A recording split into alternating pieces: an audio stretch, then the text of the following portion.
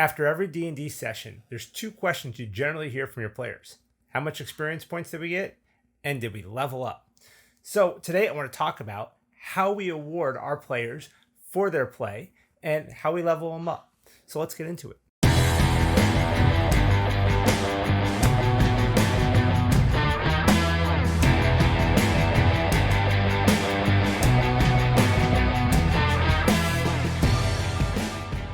Hello everybody, I'm Joe and this is the DM Toolbox, your go-to place to get all the tools you need to enhance your D&D games. Sorry, I've been a little quiet for the past couple weeks, but I had Gen Con and there was just a lot to do. I had a blast there. I hung out with AAW Games at the Rise of the Drow booth and we just had an awesome time. If you've never been to Gen Con, you need to check it out. It is fantastic.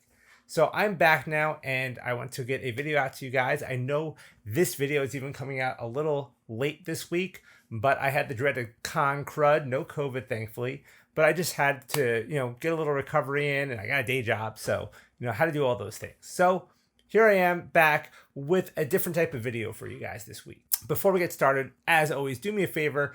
If you like my channel, go ahead and subscribe, get notifications so you know when I put out new videos, hopefully some new contests and giveaways coming out, and, help me out.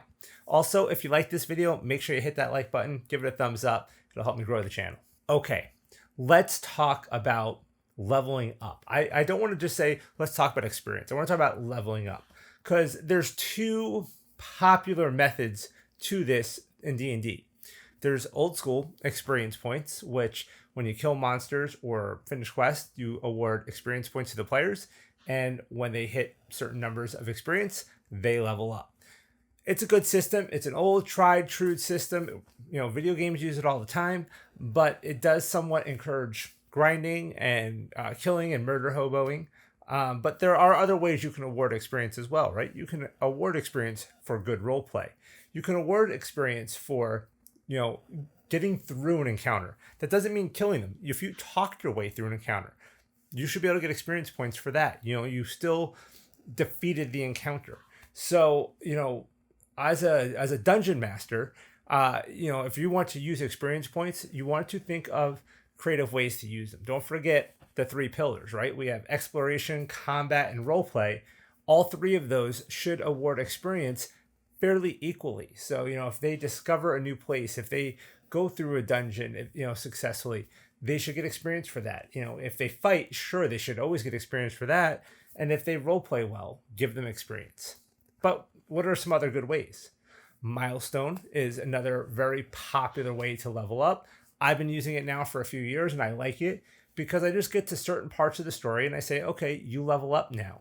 And I keep all my players at the same level. I know I've had GMs that will, only award experience. We used experience. So he'd award experience when we were there. And if you weren't there, you didn't. And we ended up with players 2 levels apart and different levels. And it made encounter planning, I think, difficult for him. So the encounter would be too hard for some players or too easy for others.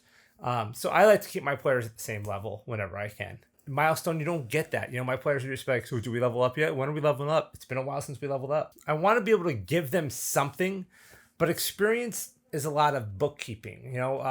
One of my viewers, he messaged me, I think it was yesterday, the day before, to actually ask about ways to attract experience or level up. And that kind of inspired this video. So there's one other system that I've used. A guy who actually DMs for me on occasion uses this system, and I've started to adapt it. I really think I might use it in my new game. So what it is a PIP system. And basically, here's a sample character sheet that we use.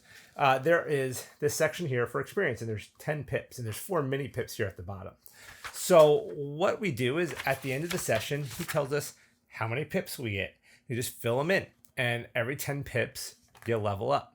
Pretty simple, but it awards us. So it's not just like, oh, okay, at the end of the session, I'm going to give them each a pip or 2 pips.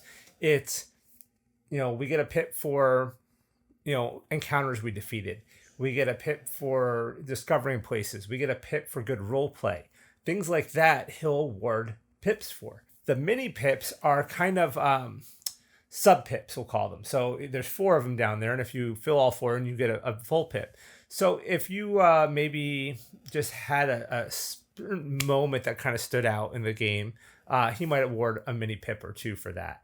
Or if you had a funny encounter, or you just played to your character really well, he might award a mini pip for that. So when your players do something that you don't want to give them a whole tenth of a level of leveling up, a full pip worth, but you can give them a little extra something saying, that was really cool, take a mini pip. And, you might end up with 4 of those in a session. So if they did a lot of really cool stuff, yeah, they earned a full pip. But it's just a way to award some of those smaller things that you don't feel is worth as much as a full pip. And we generally get, I would say, between 2 to 3 pips a session. So, we're leveling up every 4 to 5 sessions or so, which is perfect. That's a good rate to level up. But it's a very elegant, clean, simple system. There's no bookkeeping really. There's no tracking of experience points and having to worry about all that throughout your session, how many monsters they killed and doing all the math. It's all gone, but they still get that feeling of an award, of accomplishment, because you gave them those pips. So I really like this system. I think it's probably one of the better, simpler experience systems I've seen. I know other TTRPGs use it because I know that's where he got it from. And I couldn't tell you specifically which ones. Maybe some of you know, and if you know, comment for me. Tell me where else you've seen a PIP system like this. But if you're looking for just that good compromise between Milestone and experience points, I think this might be the system for you, because it is simple, it is easy, it's rules light, which is, to me, a big thing for 5th edition to begin with. And I think it will just make your players feel good about their game and their accomplishments at the end of the session. So take a look at it, give it a shot. Let me know what you think about it. I'm curious for other people's feedback. One big question I have for you, I'm going to actually pose a big question for you, is what kind of experience or leveling tracking systems do you use besides XP and Milestone? Do you have a similar system to this? Do you have something maybe you made up? Let me know. I'd like to see some more. Maybe I can do some more videos and some other ones that I think are cool. So comment below and let me know what you think about the PIP system and what other systems that you use to track leveling up. That's it for today, guys. And until next time, roll those dice.